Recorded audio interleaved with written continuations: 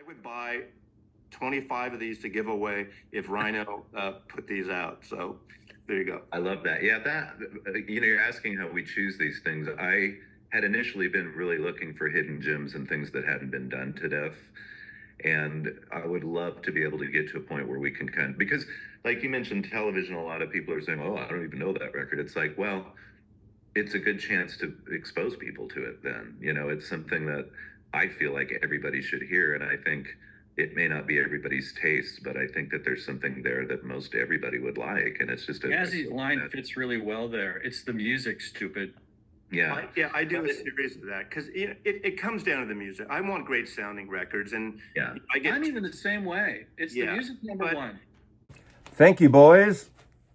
That was a great intro. At least I liked it. Now, Mazzy here, that intro was from a conversation I had with Rhino's Patrick Milligan and Kevin Gray, Coherent mastering engineer, because of the latest of the Rhino High Fidelity issues, the television marquee moon and the Ornette Coleman.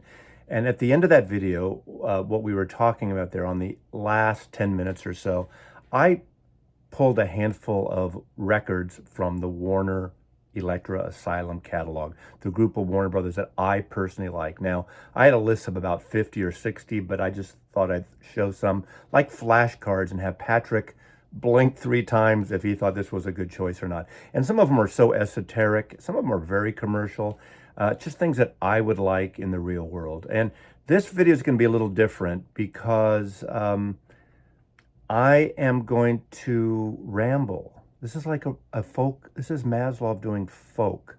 The rambling Jack Elliott, the rambling around the city, rambling around. There's so many folk artists in Greenwich Village that rambled. I bet you Michael Fremer rambled in his day, and rumbled, and Mike Esposito rumbled. And this was influenced by those two who have channels on YouTube, Mike Esposito from The In-Groove and Michael Fremer from The Tracking Angle, because they both did their take on the Rhino Marquee Moon. That's partially what influenced this video. So I'm going to ramble, and I know my rambling, I'll be totally inconsistent. I'll contradict myself throughout this because I didn't write anything down, but I have in my mind just something I want to talk about and share about music. And that was one influence for this video. The other influence for this video is this week. I'm recording this, I think on the 10th, 9th or 10th or so of January. Coming up on the 20th of January is the 60th anniversary of this album, Meet the Beatles. This is pretty much the start. At 9.5 years old, what started it all for me, Meet the Beatles. And I want to talk about, different versions of albums, the whole idea of audiophilia and, chasing down artist's intent and what makes a remaster if it's taken away from the artist's intent. And that's pretty much the way Michael Fremer in his video, I'll put links to those 2 videos because they're both excellent videos. Michael Esposito went on a rant about the packaging of the Rhino mailers, which hopefully is being fixed, because in my video discussion with Patrick, he mentioned that Rhino is working on a custom high fidelity mailer, which hopefully will alleviate some of the issues they've had. Michael Fremer is a different take. He doesn't talk about the mailing at all, obviously, and he talks about is a remaster of a album like this, does it take away when it tries to maybe, take something off a high end where there's a shrill for some people, where there's a, the punk, post-punk, pre-punk, proto-punk nature of that album, psychedelic, grungy, whatever you want to call it, dueling guitars of Richard Lloyd and Tom Verlaine, who actually co-produced the album. Should we always abide by the artist vision? Now, Tom Verlaine is a co-producer on this. Is it his vision? Does not Richard Lloyd have any say? Did he have say? Would Tom Verlaine like this now? I don't have the Chris Bellman cut, and the irony of these two different reviews of the In-Groove Mike and Trekking Angle Michael, is that they both had different takes on the same music, on the same records. I continually say it's the music stupid, a little bit of a tongue-in-cheek thing based on the old James Carville, it's the economy stupid, the whole premise of, saying to myself, whatever we want, it's the music. Remember that, it's the music, like a mantra. And in that intro there, I thank Kevin Gray for saying that. It's the music first, We want it to sound good. Do we need the ultimate version? Do we need multiple copies? The bottom line, from my point of view, again, this is my opinion. So whenever I get commenters saying, it's only your opinion, the guy, the idiot with the hat up there, of course it's my opinion. I don't speak for the record lovers, music lovers of the world. I speak for myself. And like the two Michaels there and other people who do YouTube videos, other writers, other reviewers, and just listeners, we all have our different take on this. Now, the one thing I was really interested in, and kind of, I don't know if it surprised me, but the two different reviews from Fremer and Esposito were like day and night in a way. Esposito says the original version of this to him is unlistenable, screechy. I disagree with that. Now, I have a white label promo. I did my take on it, and I quite like this record. Now, when I got this record in 1977, I had JBL L100 speakers, which are very heavy, very boomy. So any highs might be, cut off in the gear. Now, we got to take in consideration the gear we have, the room we have, our age, our taste, our ears. It's all relevant to this conversation here, definitely. When you have a review by Tracking Angle Michael, he has a several $100,000 system. His room, we've seen his room. It seems to be a dry room with all those records and not a live room. My room is live. My system is nowhere near $100,000 system. I'm probably, if you had to add it up, in the realm of 16 grand or something, which is not a cheap system, but my room tends to be a little bright. Not my system, but my room, definitely. Mike Esposito has those huge Wilson speakers. He thinks this original one is intense on the end. Now that was, according to Mike, I'm going to get this wrong, Tracking Angle Mike, that is what is the beauty of the original version of this. That's the intensity that Tom Verlaine wanted. But when you listen to this record, it does have that intensity. Kevin Gray, in the conversation I had, he said he didn't really have to do much. Now, he hadn't heard this before. He slightly tapered off the high end, which I think Chris Bellman did as well. Again, I haven't heard that version. He maybe brought more bass in, but I hear the snap of the drums, more clarity. Does that take away the artist's intention? Now, one could argue, and I'm gonna, this is my take on this, artist's intention is important, obviously, but we're talking about a 45-year-old version of what came out in 1977, and people have different gear, different equipment. Unfortunately, Tom Verlaine is not here for us to ask, but Richard Lloyd is. I would like to know what Richard Lloyd thought of this. In their second album, which came out, a year later, Adventure, this is a better sounding record than the original. Now, I think it's equally as good musically. Some people don't. That's a personal taste again. This record, I believe, was also co-produced by Tom Verlaine. He has a vision, but this is a better sounding album. The edginess from this album is not on this album at all, as far as I know. This is my white label promo original. Obviously, this hasn't been done. I think Chris Bellman probably did a version of this. I don't know. I don't have any other version. I haven't heard any other version of this. But a year later, after this isn't as bright and sharp. When you listen to the Richard Lloyd solo album, Alchemy, that I showed in my review video, it's a dry album. It's a beautifully recorded record. And the guitar tones, the way he recorded that Stratocaster, that twin reverb, are just really, again, really dry and really beautiful. And there's a tonality there that I personally really enjoy. Are we taking away the artist's intent here? What about the artist's intent on those Led Zeppelin reissues from about 10 years ago. And when Robert Plant said, these are the ones, this is the way I want you to hear these records. These are the way these records could be. And a lot of people didn't like those records. I have only one classic. I have the classic record audiophile issue of Led Zeppelin 233. I kind of like it. It's a little bright. I think it's too bright. I would like that tapered. Now, is that the way? I don't think it's as bright as his reissues or the original or the Robert Ludwig. The Robert Ludwig is hot. We know the RL is a hot cut, but it's not bright in that way, at least not to my ears on my rig. And I have a crunchy copy of that, so I know what it sounds like. But that's a taste. I had for 6 months in my possession my friend's Coffee Days one-sided 45 RPM Anvil case, classic records, Led Zeppelin box. We listened to it all through once.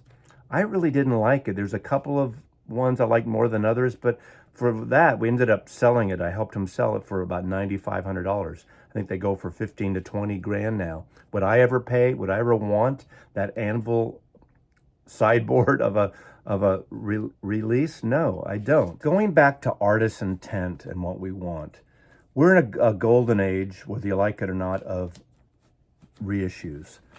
There's a level of reissues, remasters that are audiophile in vision. They're trying to get them to that level to fit a lot of people's higher end, somewhat higher end gear. Will a great remastered record sound better on all price gear? Probably, but not always. By the two Michaels having very revealing $100,000, $200,000 plus systems, that brings out more, I would assume. I've heard systems like that. I haven't heard either of these systems of the two Michaels there, so I don't know what it sounds like. Again, it comes down to taste. Your ears do get tuned, I'm convinced, and I think Michael Fremer would probably agree, but I don't know. Michael, if you're watching this, in the comments, don't you think a listener, an owner of gear, their ears tune to their room and to their system, to their rig? You know, we end up liking it. And if there's a change, sometimes you add a new cart, a different cart, you know, you have to attune to that. Now, you're a reviewer, you do this all the time, so maybe you have a different brain-ear connection that allows you to separate, you know, what you're used to, and you always compare it to your main system. I don't know about that, and I'm not gonna, you know, it's only conjecture on my part. That's how I would do it. Whenever I've gotten a new piece of gear, sometimes I love it right away, and sometimes it's like, oh, wow, I didn't expect it to go in that direction. When you're talking about artist intent, you know, this has been in all the all the rage in the last year because of these UHQR Steely Dan records. And I've ad nauseum talked about this as well because I worked for ABC just after this came out, and I still promoted this for the next year. It was those are the days you would continue for a year or two promoting singles and records. This is my original copy. This is the one. Don't remember the matrix number. I'm not all in on that, but this is the one. And then because I was curious, I did get the double 45. Now, I think this is slightly better than this. Is it a world of difference? No. Is it because this one's double 45? I'm not always a huge fan of double 45. You know, this double 45, you could argue, I could argue, takes away from the artist's intent. It splits it up like an 8-track. Remember 8-tracks used to fade out and fade in? Now this doesn't obviously fade out and fade in. It's an excellent sounding record. Is it better than this only because it's a double 45 than this? I don't know. Bernie Grunman worked on both these. He knows this. He had younger ears at the time when he did this, but he did this so many times. This is a beautiful recording to begin with. Now, if you like this and you don't listen to this, you'll never know the difference. That's like, you know, does a tree make sound if it falls in the forest? If you have a record you like, ultimately, you don't need another version of the record. If you're curious, if you're a hobbyist, an audiophile hobbyist, which I don't consider myself an audiophile, but I dip my toes in, because again, at the beginning of that conversation that you saw with Kevin Gray and Patrick and myself, You know, the music is first. Of course, we want good sound. I'm not averse to good sound, but it is the music first. Here's a good example from my point of view. A few years ago, some of my audiophile friends, jazz friends, said I should get the Three Blind Mice Blow Up, that Japanese, you know, there's a Japanese series, Three Blind Mice records, and I got Blow Up. I think it's Impex. And I said, this is the best sounding. This will sound great on your gear. You'll love this, Mazzy. I know you'll love this. And I played it and it left me cold. Yeah, it sounded great. But do I want to put that out when I want to listen to music and put it on? No. It reminded me, as I said many times before, and some people just think I'm crazy, and it's like the wrong way of approaching Three Blind Mice Blow Up album, is that it reminds me of the jazz, you know, artists playing at the Airport Hilton in Newark, New Jersey, and you're sitting there having a cocktail. It just left me cold musically. Sounds great, but why should I listen to a record that leaves me cold musically just because it sounds good? That's not for me. Now, I'm not saying that's the case on these. This is a great record. Now, people like to dump on Steely Dan, or they love Steely Dan. And of course, there's been so much talk about Steely Dan. We're kind of exhausted. I go back to this album 60 years ago that I bought. This is a copy, I think. One of these two copies I got. My mother brought home 60 years ago this week. Amazing. It changed my life forever. It made me love music. I can't believe that 60 years later, I'm still talking about music. I'm still playing these records. I'm in love with music. That is, you know, aside from the family and my close friends, the most important thing in my life are music. And the most important way of listening to it is on of mine first. I'm not averse to CDs. I don't stream, but records. Records are your best entertainment value, they used to say. Maybe that's not quite. Obviously, streaming is more, you know, value representative, but, you know, artists get screwed, so I don't think that's the way to go, personally.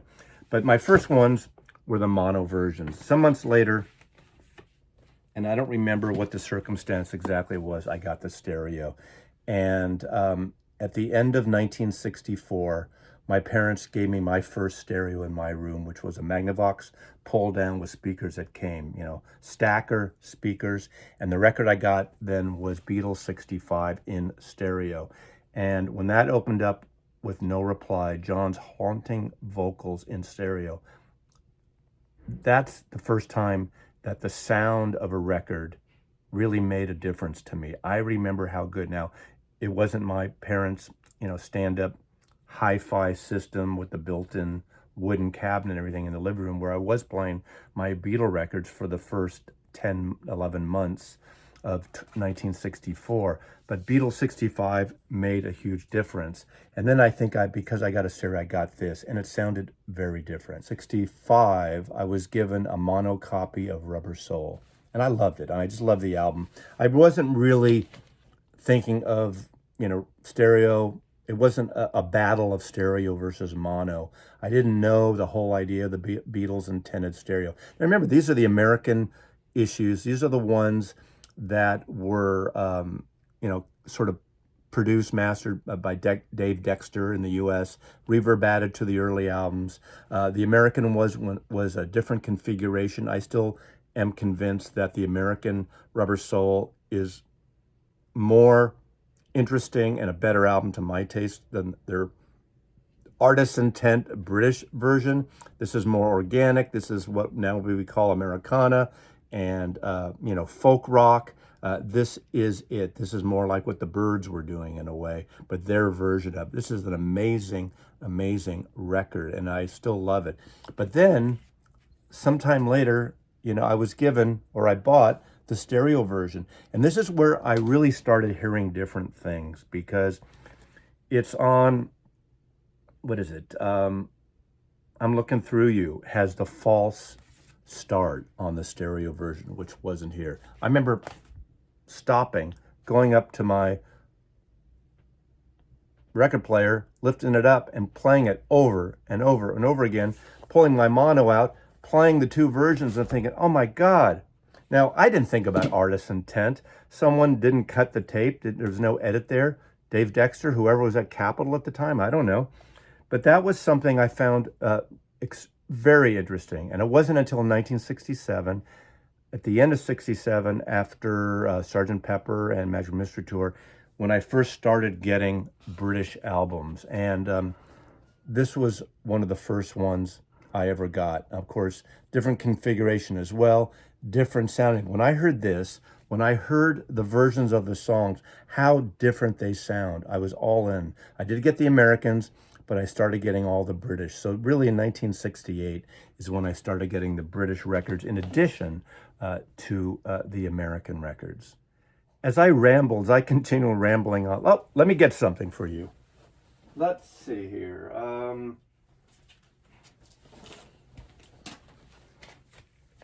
Tom Rush, folk singer, Greenwich Village, low baritone voice, great stuff. Got a Mind to Ramble. There are a lot of folk rambling albums of the early 1960s. This was on a Prestige stereo. This is a stereo. And he has San Francisco Bay Blues on here, as is every other folk singer of the time did that song. Joe Turner, Diamond Joe, what a great record, but he'd be a rambling. I'm a rambling here. But as we talk about artists' intentions, we're never going to know, especially if the artist is no longer with us. But going back, and here's where I'm rambling again, I watched some of the interviews with Chad Kassem and Bernie Grunman and Bill Schnee, I guess, who engineered Asia, and Donald Fagen. He wasn't in the room when they did these new UHQRs. He seemed nonchalant about it. Yeah, it sounded really good. It's almost, I'm not saying he doesn't care. Of course he cares. It's his music. But at this point in his life, that's a certain point. They're out there, they're selling all the power. And so how much do artists get involved? Obviously, some artists actually produce the records. Like we were talking about Jimmy Page, producer records. Tom Verlaine co-produced those television records. But there is a band of everyone. The Beatles, supposedly they were in the room for most of the mono mixes on the early years, but I don't think they were there the entire time. Obviously, Norman Smith and George Martin, Jeff Emmerich and George Martin. And, things evolve, things change. I did in my rant, in my wanker rant, mentioned how all this thing about artist intent with the Beatles. If artist intent is so big and so popular and so primary and paramount, why do we not have Beatle mono records in print? For decades, for 60 years, the Beatles, George Martin, the whole Beatle echelon said those mono ones are the way the Beatles intended up through Sgt. Pepper. And you cannot walk into a store and buy a Beatles record in mono unless there's one sitting there in the used bin or you pay overpriced. Since 10 years ago when the mono box came out, that was the last time. You can't get those anymore unless you pay over $100. So the artist's intent there, and two of the Beatles are alive. They could easily say, this is what we want, put them out in mono. Do they care anymore? Who knows? We can't speak for Paul and Ringo and the rest of the estate of the Fab Four. So this is an interesting conversation that I could sit around with my buddies, my music friends, and have. But going back, I was thinking about this. All this talk again that led to this about artist intent, which version do you like? Growing up, even in the record store, my record business days from 1973 to 1983, I don't know anyone that looked at a matrix and looked at a mastering engineer that mentioned that. Of course, sometimes we put a record on and it sounded strange or it didn't sound great and another version sounded better, but that wasn't not a thing for me. The whole concept of remastering, even remixing, but I'm not talking about that. This is not what this is about, this particular video. This is rambling about remastering, multi-copies, and just Mazzy being probably silly to most people and incoherent to others. It wasn't until maybe 14 years ago or so, maybe 15, that my buddy Coleman Burke, the late Coleman Burke, musician, really kind of got me on this, not quest, but I started paying attention to more. He would buy multiple copies. I rarely bought multiple copies of records except for my Beatle collection because of cover variants. Again, as much as I talk about the music stew with my Beatles, I collect the different artwork, different packaging, different country releases and stuff. But Coleman was one who got into the Hoffman forums early and heard about pressing and matrix numbers, and he would kind of direct me. Then I got sucked into the Hoffman forums, and I will admit I get a little snarky there sometimes, and some of the true audiophiles don't appreciate my supposed sense of humor on that, my shtick. That's another reason I do appreciate what Michael Fremer does. He's got his shtick, and I hope he appreciates other people when they have shtick, because sometimes you can take this whole hobby way too seriously. And I don't mean that you shouldn't be serious about what you're saying, but sometimes all of us, I think, everybody, including professional reviewers, sometimes will make a slip up in the way we speak or the way we write something. We might get a date wrong. We might get a specific wrong. And then we're corrected. And I think, I appreciate the corrections there, because I certainly get those things wrong. But Coleman's the one that turned me on to Hoffman, turned me on to, look at certain pressings of the Matrix. And then I got sucked in the last dozen years of buying different versions of that seeking out. And it's sort of a thankless thing. You're always, wanting that next version that's better. And again, as I said earlier in this video, as I was rambling on earlier, that if you like it and if it sounds good to you on your system with your ears, it doesn't matter. It doesn't matter. You really don't need the other one. If you have the means, the financial means, the interest, the collectability maybe, or just you like the idea of listening to various pressings and comparing, that's fine too. I don't think the people that diss audiophiles, I think that's kind of bullshit as well. But I think some audiophiles get carried away, and they, in my mind, and I know this is a generalization, they lose sight of the music, of what the artist intended. And that, going back to what Kevin said, he does this for a living. He's one of a handful of the best mastering engineers in the world right now. And I find most of his stuff just wonderful. I promise I'm winding this down soon, but we be rambling today. I'm a rambling man. Remember Steve Martin's rambling man thing? Going back to this television and the intent, I read some comments. There's a whole discussion on the Hoffman forums about these and intention, artist intention. Some people feel, at this recording, a lot of people have not received this yet. So I've only really heard Fremer, Esposito, and my take on it. But I have read one other person actually in the Hoffman forum talking about it's less punk, it's less edgy, and it takes away from this great kind of punk-ish, it's not really a punk record, but punk-ish style of those guitars, and the guitars are pushed back. I didn't feel the guitars are pushed back at all, the way I heard it on my system. Now, it's possible of that listener, has a different setup, and he heard what he heard, and I'm not going to tell him he didn't hear that, but to me, the guitars are not mixed back. The drums are more pronounced, the bass, and it's clearer. The clarity, there's a lot more clarity on here. Does that take away the intent of 45 or whatever years ago that Tom Verlaine and the rest of the band wanted? I'm not sure. I'm not one to judge on that, but I like that one somewhat better than my white label promo. And then someone said, well, maybe punk and that kind of stuff. And Kevin Gray hadn't heard that record. Did he take liberties? I don't think so. I think he did what he does with all the records. Now, I'm sure he takes different steps. We all know the whole idea of the tone poet, Joe Harley, and the concept with him and Kevin is, instead of trying to replicate what the Blue Note, original Blue Note, Rudy Van Gelder records sound like, they go for what's on the tape, because there were some compromises made, not a bad thing, for records in the late 1950s and 1960s, because people gear wouldn't play them very well. It's like the old Robert Ludwig Led Zeppelin. Needles, arms were jumping off, were skipping because of that hot version of Led Zeppelin. Now most of us can listen to that without that. So we all want that. We all want that to come back. Was that the artist's intent? Is that what Jimmy Page wanted?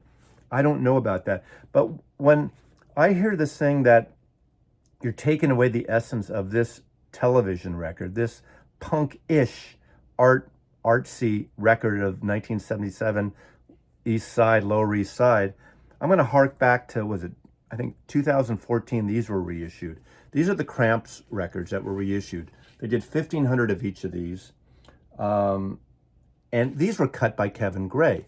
This is cowpunk, psychobilly, and I have heard the originals of these two records.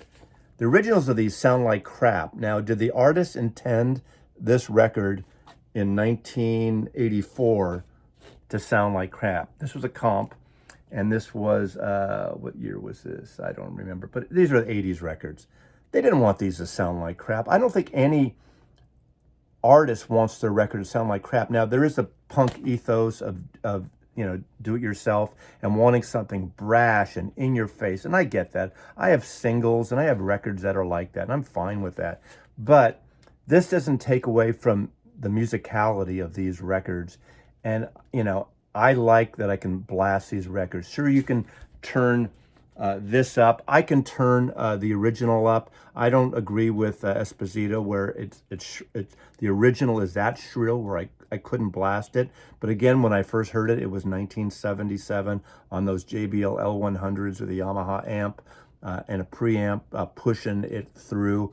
Now my system is a different system, but I prefer this version of it, the new high fidelity version. Again, not day and night, as I said in my video, but there's something about it that makes it more enjoyable for me now. And I definitely hear those dueling guitars going in marquee mood. So, artist intent, multi-copies, rambling around your city, ramble around your town. Mazzy is here doing what I like to do once in a while, reacting. I'm not ranting, but, I disagree with the two Michaels in different ways, but that's what makes the world go round. And I appreciate, I think everyone needs to just listen for themselves and, trust your own ears on your own rig. That's the bottom line. So thanks for listening to my rambling. Mazzy loves you.